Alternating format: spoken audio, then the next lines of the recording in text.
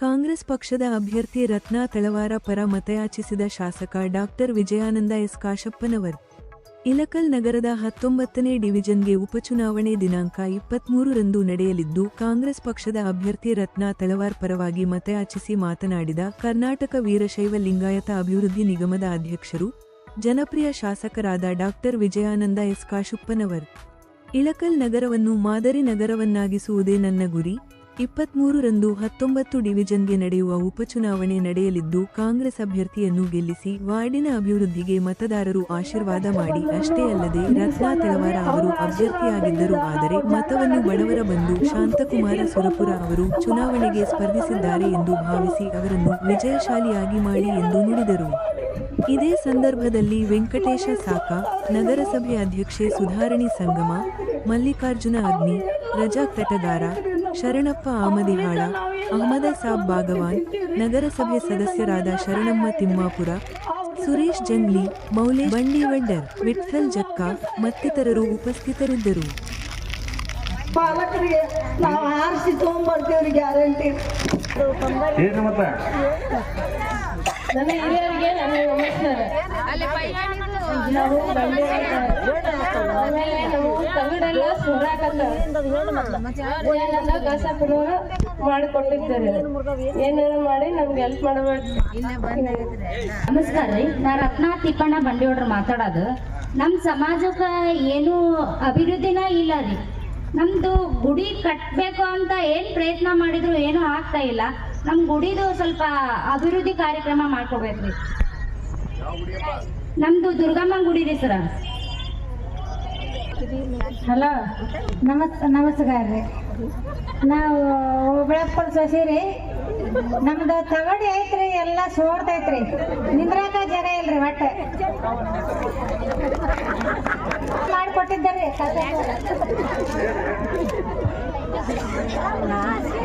ನಾವ್ರಿ ಮಾತಾಡೋದು ಇಲ್ಲ, ಯಾರು ನಗ್ಬೇಡ್ರಿ ಹೇಳ್ತಾರ ಅನ್ಕೊಂತ ಹೇಳಿ. ಶಾಸಕರು ಅದರ ಮತ್ತೆ ಶಾಸಕರ ಮುಂದೆ ಹೇಳಿದ್ರು ಮತ್ತೆ ಯಾರ ಮುಂದೆ ಹೇಳ್ತೀರಿ? ಮಾಡಿಕೊಟ್ಟಿದ್ದೀರಿ. ಅವ್ರ ಅಪ್ಪನ ತಗಡಿಗೆ ಹಾಕೊಟ್ಟಿದ್ರು.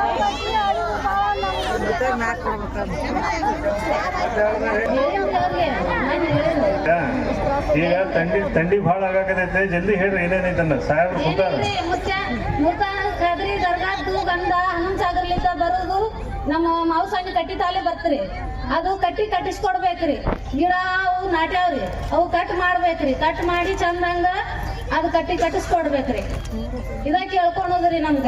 ಧನ್ಯವಾದ. ಹಲೋ, ಅಲ್ಲೇ ನಮ್ಮ ಹೊಳ್ಯಾಗ್ರಿ ಬೈಗೇನಿದು ಸರಿ ಇಲ್ರಿ. ಅದು ಡೋರ್ ಮುಂದಾವ್ರಿ, ನೀರಿನ ವ್ಯವಸ್ಥೆ ಇಲ್ರಿ.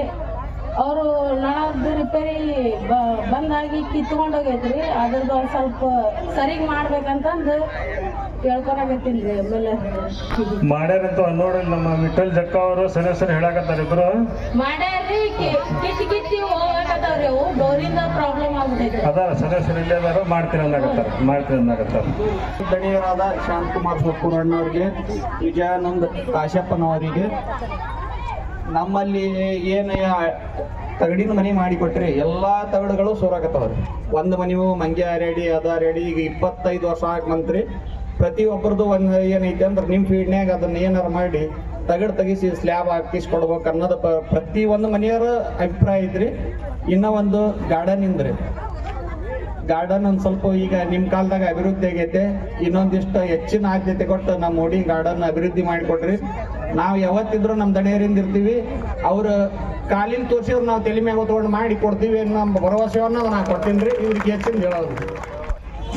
ಯುವ ಮಿತ್ರರೇ, ಮಾಧ್ಯಮದ ಸ್ನೇಹಿತರೆ, ಕಾಂಗ್ರೆಸ್ ಪಕ್ಷದ ಯಾವತ್ತೂ ಅಭಿಮಾನಿಗಳೇ, ಎಲ್ಲರಿಗೂ ನನ್ನ ಶರಣಾರ್ಥಿಗಳು. ಇವತ್ತು ತಮಗೆಲ್ಲ ಗೊತ್ತಿರೋ ಹಾಗೆ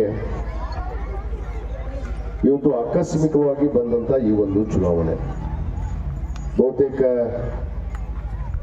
ತಾವು ಕೂಡ ಬಯಸಿದ್ದಿಲ್ಲ, ನಾವು ಯಾರೂ ಕೂಡ ಬಯಸಿದ್ದಿಲ್ಲ. ಇದು ಬಯಸದ ಬಂದಂತ ಒಂದು ಚುನಾವಣೆ. ಏನು ಹಿಂದಿನ ನಗರಸಭೆ ಸದಸ್ಯರಾದಂತಹ ಸೋದರ ಶ್ರೀನಿವಾಸ್ ಸಿರುಪೂರು ಅಕಾಲಿಕ ಮರಣದಿಂದ ಇವತ್ತು ಈ ಒಂದು ಚುನಾವಣೆ ಇವತ್ತು ನಮಗೆ ಬಂದು ಒದಗಿದೆ. ಇವತ್ತು ಯುವಕರಿದ್ರು, ಇಲ್ಲಿ ಸದಸ್ಯರಾಗಿ ಅನೇಕ ಜನಪರವಾದ ಕಾರ್ಯವನ್ನು ಅವರು ಮಾಡ್ತಾ ಇವತ್ತು ಅಕಾಲಿಕ ಮಾಡದ ನಂತರ ತೆರವಾದಂಥ ಈ ಒಂದು ಕ್ಷೇತ್ರದ ಸದಸ್ಯರ ಒಂದು ಚುನಾವಣೆ ಇವತ್ತು ನಮಗೆ ಬಂದಿರೋ ಹಿನ್ನೆಲೆ ನಮ್ಮ ಶಾಂತಣ್ಣ ಸಿರ್ಪೂರ್ ಅವರು ಬಹಳ ಭಾವುಕರಾಗಿ ವ್ಯಥೆಯಿಂದ ಈ ಮಾತನ್ನ ಹೇಳಿದರು. ನನಗೂ ಕೂಡ ಅದೇ ಭಾವನೆ ಇದೆ. ಯಾಕಂದ್ರೆ ಪಕ್ಷ ಬೇರೆ ಇರ್ಬೋದು, ಆದರೆ ಸಿರ್ಪೂರ್ ಕುಟುಂಬ ಅಂದ್ರೆ ನಮ್ಮ ಕುಟುಂಬ ಅನ್ನೋ ಭಾವನೆಯನ್ನು ಇಟ್ಕೊಂಡು ಬಂದಂಥವ್ರು ನಾವು ಅನ್ನೋ ಮಾತನ್ನ ಬಹಳ ಸ್ಪಷ್ಟವಾಗಿ ಹೇಳಕ್ಕೆ ಇಚ್ಛೆ ಪಡ್ತೇವೆ. ಆ ನಿಟ್ಟಿನಲ್ಲಿ ಇವತ್ತು ಸೋದರ ಶ್ರೀನಿವಾಸ್ ಸಿರ್ಪೂರ್ ನಿಧನ ಆದರೂ ಕೂಡ ನಮ್ಮ ಜೊತೆಗಿದ್ದಾರೆ ಅನ್ನೊಂದು ವಿಶ್ವಾಸದಿಂದ ಈ ಒಂದು ಚುನಾವಣೆಯನ್ನು ನಾವು ಅನಿವಾರ್ಯವಾಗಿ ಎದುರಿಸುವಂತ ಸಂದರ್ಭ ಇವತ್ತು ನಮಗೆ ಬಂದಿದೆ. ಆ ಕಾರಣದಿಂದಲೇ ಇವತ್ತು ನಮ್ಮ ಪಕ್ಷದ ಅಭ್ಯರ್ಥಿಯಾಗಿ ನಮ್ಮ ಶಾಂತಣ್ಣವರ ಒಪ್ಪಿಗೆ ಮೇರೆಗೆ ಮತ್ತು ನಮ್ಮ ಎಲ್ಲ ವೇದಿಕೆ ಮೇಲಿರುವಂಥ ಎಲ್ಲ ಪಕ್ಷದ ನಮ್ಮ ನಾಯಕರ ಒಪ್ಪಿಗೆ ಮೇರೆಗೆ ಶ್ರೀಮತಿ ರತ್ನಾ ಅಂಬರೀಶ್ ತಳವಾರ್ ಅವರನ್ನ ಇವತ್ತು ನಾವು ಅಭ್ಯರ್ಥಿಯಾಗಿ ಇಲ್ಲಿ ಕಣದಲ್ಲಿ ನಿಲ್ಲಿಸಿದ್ವಿ. ಇದು ನಡೆಯುವಂಥ ಚುನಾವಣೆ ಕೇವಲ 1 ವರ್ಷಕ್ಕೆ, 1 ವರ್ಷ ಅವಧಿ ಮಾತ್ರ ಉಳಿದಿದೆ. ಇವತ್ತು ಶ್ರೀಮತಿ ರತ್ನಾ ತಳವಾರ್ ಅವರು 26ನೇ ಡಿವಿಷನ್ನಿನ ಒಂದು ಸಾರಿ ಸದಸ್ಯರಾಗಿ 5 ವರ್ಷ ಅವರು ಸದಸ್ಯರಾಗಿ ಕೆಲಸ ಮಾಡಿರುವಂಥ ಅನುಭವ ಕೂಡ ಅವ್ರಿಗಿದೆ ಅನ್ನೋ ಮಾತನ್ನು ನಾನು ಈ ಸಂದರ್ಭದಲ್ಲಿ ಹೇಳಕ್ಕೆ ಒಂದು ಗೊತ್ತಿಲ್ಲ, ಪರಿಚಯ ಇಲ್ಲ, ನಗರಸಭೆಯಲ್ಲಿ ಅನುಭವ ಇಲ್ಲ ಅನ್ನೋ ಹಾಗೆ ಇಲ್ಲ. ಅವರಿಗೂ ಕೂಡ ಅನುಭವ ಇದೆ. ಅವರ ಪತಿ ಕೂಡ ನಗರಸಭೆಯಲ್ಲಿ ಒಬ್ಬ ಅಧಿಕಾರಿಯಾಗಿ ಕಾರ್ಯವನ್ನು ಮಾಡ್ತಾ ಇದ್ದಾರೆ. ಆ ಹಿನ್ನೆಲೆಯಲ್ಲಿ ಇಟ್ಕೊಂಡೆ ಇವತ್ತು ನಾವೆಲ್ಲ ಪಕ್ಷದ ನಮ್ಮ ಶಾಂತಣ್ಣರ ಆದಿಯಾಗಿ ಎಲ್ಲರೂ ಕೂಡಿ ಅವರೇ ಒಂದು ಯೋಗ್ಯದ ಅಭ್ಯರ್ಥಿ ಅಂತ ಹೇಳಿ ಅವರ ಒಪ್ಪಿಗೆ ಮೇರೆಗೆ ಇವತ್ತು ಈ ಒಂದು ಅಭ್ಯರ್ಥಿಯ ಚುನಾವಣೆ ಕಣದಲ್ಲಿ ನಾವು ನಿಲ್ಲಿಸಿದ್ದೇವೆ. ಈಗಾಗಲೇ ಏನಿದೆ 23/11/2024 ನಡೆಯುವಂತ ಮತದಾನ. ಬಹುತೇಕ ಕಳೆದ ಬಾರಿ ತಾವು ಶ್ರೀನಿವಾಸ್ ಅವರಿಗೆ ಮತವನ್ನು ಕೊಟ್ಟಿದ್ರಿ. ಈ ಬಾರಿ ಅದೇ ಕುಟುಂಬದ ಸದಸ್ಯರಾದಂಥ ಹಿರಿಯರಾದಂಥ ಶಾಂತಣ್ಣ ಸಿರ್ಪೂರ್ ಅವರಿಗೆ ಮತವನ್ನು ಕೊಡೋದ್ರ ಮುಖಾಂತರ ಮತ್ತೆ ಅವರನ್ನ ಆಯ್ಕೆ ಮಾಡಬೇಕು ಅನ್ನೋದು ಒಂದು ನಮ್ಮ ಹತ್ರ ನನ್ನ ಮನವಿ. ಯಾಕಂದ್ರೆ ಅವರು ಕೊನೆಯ ಒಂದು ಮಾತನ್ನು ಹೇಳಿದ್ರು. ರತ್ನಾ ತಳವಾರ್ ಅಭ್ಯರ್ಥಿ ಅಲ್ಲ, ನಾನೇ ಅಭ್ಯರ್ಥಿ. ರತ್ನಾ ತಳವಾರ್ ಅವರಿಗೆ ಮತವನ್ನು ಹಾಕಿದ್ರೆ ಅದು ನನಗೆ ವೋಟ್ ಹಾಕಿದಂಗೆ ಅನ್ನೋ ಮಾತನ್ನ ಇವತ್ತು ಶಾಂತಣ್ಣ ಸಿರ್ಪೂರ್ ಅವರು ಬಹಳ ಸ್ಪಷ್ಟವಾಗಿ ಹೇಳಿದ್ದಾರೆ. ನಮ್ಮ ಶಾಂತಣ್ಣ ಸಿರ್ಪೂರ್ ಅವ್ರದ್ದು ಒಂದು ಸ್ವಭಾವ, ಅವರು ಒಂದು ಗುಣ, ಯಾವತ್ತೂ ಬಡವರ ಪರವಾಗಿ ಚಿಂತನೆ ಇರುತ್ತೆ. ನನ್ನ ಹತ್ರ ಎಷ್ಟು ಸಾರಿ ನಾನು ಅವರು ಜಗಳಾಡಿದೀವಿ ಗೊತ್ತಿಲ್ಲ. ಅನೇಕ ಸಾರಿ ನಾವು ಅಣ್ಣ ತಮ್ಮರ ಜಗಳ ಇರುತ್ತಲ್ಲ ಮನೆಯಾಗ. ಜಗಳ ಅಂದ್ರೆ ಏನು ಡ್ಯಾಡ್ ಫೈಟಿಂಗ್ ಅಲ್ಲ, ಬಡವರ ಬಗ್ಗೆ ಅವರು ಹಠ. ಬಡವರಿಗೆ ನೀವೇನಾದ್ರೂ ಮಾಡಬೇಕು. ಇವತ್ತು ನನಗೆ 42 ಎಕರೆ ಭೂಮಿಯನ್ನ ತೆಗೆದುಕೊಂಡು ಅಲ್ಲಿ 1560 ನಿವೇಶನವನ್ನ ಮಾಡೋದಕ್ಕೆ ಸ್ಫೂರ್ತಿ ಕೊಟ್ಟಂತವ್ರು ಯಾರಾದ್ರೂ ಇದ್ರೆ ಅದು ಶಾಂತಣ್ಣ ಸಿರ್ಪೂರ್ ಅವರು ಅನ್ನೋ ಮಾತನ್ನ ಬಹಳ ಸ್ಪಷ್ಟವಾಗಿ ಹೇಳಕ್ಕೆ ಇಚ್ಛೆ ಪಡ್ತೀನಿ. ಇದಕ್ಕಾದ್ರೆ ನಾನು 42 ಎಕರೆ ತಗೊಳ್ತಿದ್ದೇನೆ.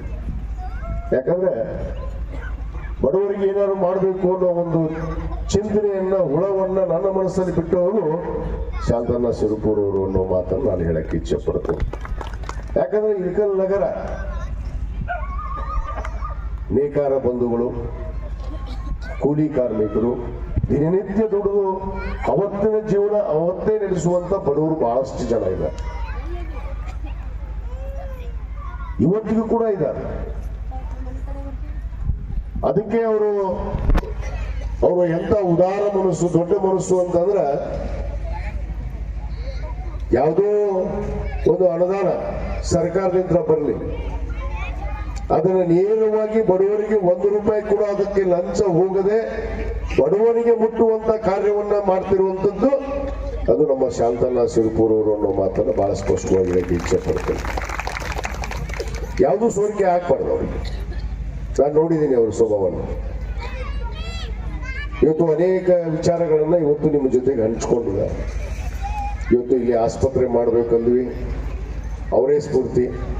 ಅವರು ಹೇಳಿದ್ರು ಇಲ್ಲ, ಈ ಜಾಗವನ್ನ ನಮ್ಮ ಇಲ್ಲಿರುವಂತ ಬಡಬಗ್ಗರಿಗೆ ಮತ್ತು ವಿಶೇಷವಾಗಿ ಈಗ ಅವರು ಕಾಜಿ ತಮಗ ಇಟ್ಕೊಂಡಿಲ್ಲ, ಅವರು ಸ್ವಾರ್ಥಿಗಳಲ್ಲ, ಅವರು ತಮಗ್ ಗಾರ್ಡನ್ ಇರ್ಲಿ ಅಂತ ಹೇಳಿಲ್ಲ. ಅವರು ಇಲ್ಲಿರುವಂತ ಎಲ್ಲ ಬಡಬಗ್ಗರಿಗೆ ಒಂದು ಉದ್ಯಾನವನ ಇರ್ಲಿ ಅಂತ ಹೇಳಿ ಈ ಉದ್ಯಾನವನವನ್ನು ಉಳಿಸಿ ಇವತ್ತು ಆಸ್ಪತ್ರೆಯನ್ನು ಅಲ್ಲಿ ನಾವು ನಿರ್ಮಾಣ ಮಾಡೋದಕ್ಕೆ ಅವಕಾಶ ಮಾಡಿಕೊಟ್ರು.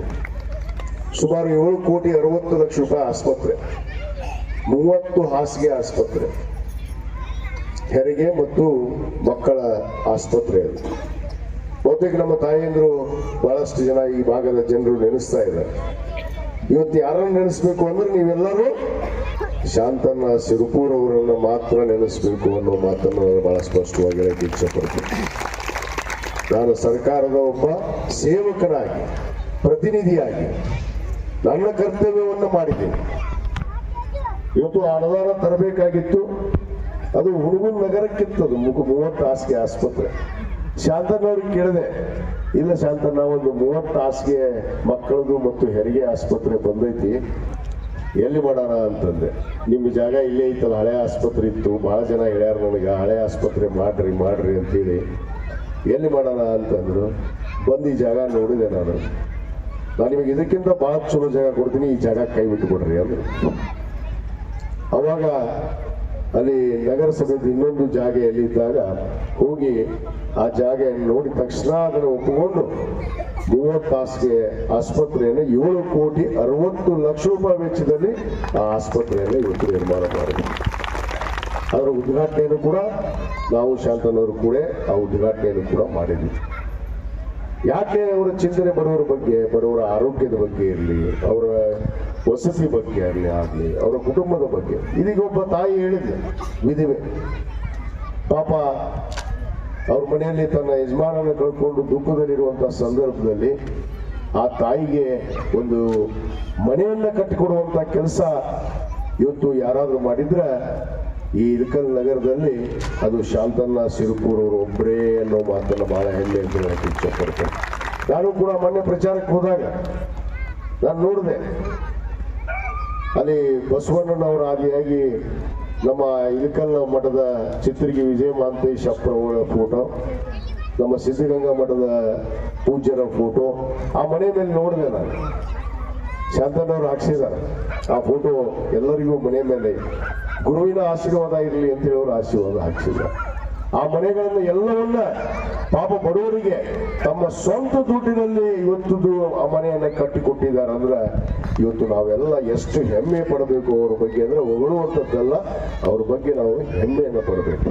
ಯಾಕಂದ್ರೆ ನಾನು ಒಂದೇ ಮಾತನ್ನು ಹೇಳಕ್ಕೆ ಇಚ್ಛೆ ಪಡ್ತೇನೆ, ನೀವೆಲ್ಲ ಈ 19ನೇ ಡಿವಿಷನ್ ಈ ಭಾಗದ ಒಟ್ಟಾರೆ ಏನು ಇವತ್ತು 4ನೇ ವಾರ್ಡು 5ನೇ ವಾರ್ಡು ಅಂತೀವಿ, ನೀವು ಮತದಾನವನ್ನ ಮಾಡೋದ್ರ ಮುಖಾಂತರ ಅವ್ರಿಗೆ ಆಶೀರ್ವಾದ ಮಾಡಬೇಕು ಅಂತೇಳಿ ತಮ್ಮ ಎಲ್ಲರಲ್ಲಿ ಮತ್ತೊಮ್ಮೆ ನಾನು ವಿನಂತಿಯನ್ನು ಮಾಡಿಕೊಂಡು ಈ ಒಂದು ಕಾರ್ಯಕ್ರಮಕ್ಕೆ ಇಷ್ಟೊಂದು ಸಂಖ್ಯೆಯಲ್ಲಿ ತಾವೆಲ್ಲ ಆಗಮಿಸಿ ನಮ್ಮ ಪಕ್ಷದ ಎಲ್ಲ ನಮ್ಮ ನಗರಸಭೆ ಸದಸ್ಯರು, ನಮ್ಮ ಯುವ ಮುಖಂಡರು ಎಲ್ಲರೂ ಕೂಡ, ನಮ್ಮ ಯುವ ಮುಖಂಡರಾದಂಥ ರಂಗಪ್ಪ ಸಿರುಪುರ್ ಅವರು ಕೂಡ ಇಲ್ಲೇ ಇದ್ದಾರೆ, ಎಲ್ಲರೂ ಕೂಡ್ಕೊಂಡು ಇವತ್ತು ಈ ಪ್ರಚಾರದ ಒಂದು ಅದ್ದೂರಿಯಾಗಿ ಈಗಾಗಲೇ ಪ್ರಚಾರ ನಡೆಸಿದರೆ ನಾಳೆ ದಿವಸ ಕೊನೆಯ ದಿವಸ, ನಾಳೆ ಬೆಳಗ್ಗೆನೇ ಬಹಿರಂಗ ಪ್ರಚಾರ ಕೊನೆಯ ದಿವಸ, ನಾಡದೇ ಮತದಾನ ಐತೆ, ಅದಕ್ಕೆ ನಾಳೆ ಕೊನೆಯ ದಿವಸ ಆದ ಕಾರಣ ತಾವೆಲ್ಲ ಈಗ ಒಂದು ಕರೆದಂತಹ ಕಾರ್ಯಕ್ರಮಕ್ಕೆ ಆಗಮಿಸಿ ಈ ಕಾರ್ಯಕ್ರಮವನ್ನು ಯಶಸ್ವಿ ಮಾಡಿ ತಮ್ಮ ಅನಿಸಿಕೆಗಳನ್ನು, ತಮ್ಮ